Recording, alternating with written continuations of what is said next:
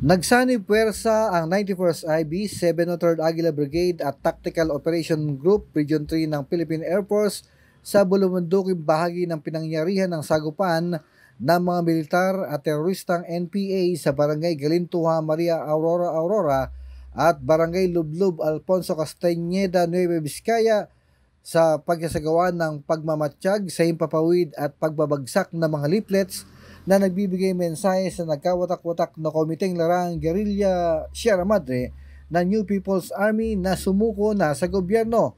Hinikayat ni 91st IB Commander Lieutenant Colonel Julito Director Jr. ang Communist Terrorist Group na magbalik loob at makapag-ugnayan sa mga barangay officials upang makapamuhay ng normal at magkaroon ng magandang kinabukasan sa piling ng kanilang mga mahal sa buhay.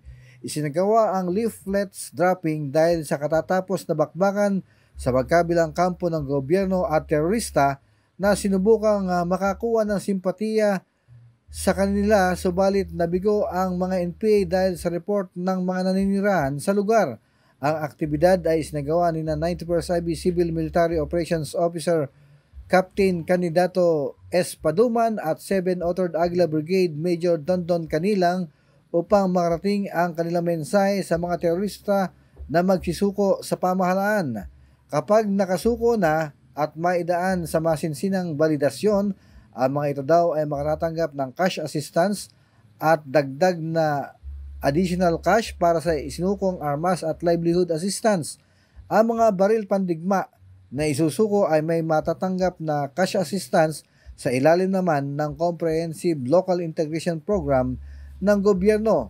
Magugunitang isinumbong ng mga residente ang presensya ng mga terorista sa lugar na nauwi sa engkwentro.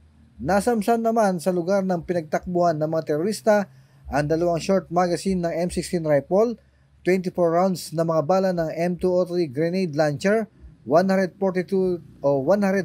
rounds na mga bala ng M16, 110 rounds na mga bala ng M14 rifle, isang pares na rifle handguard, isang rifle dust cover ng M16, mga personal belongings, medical items at subversibong dokumento.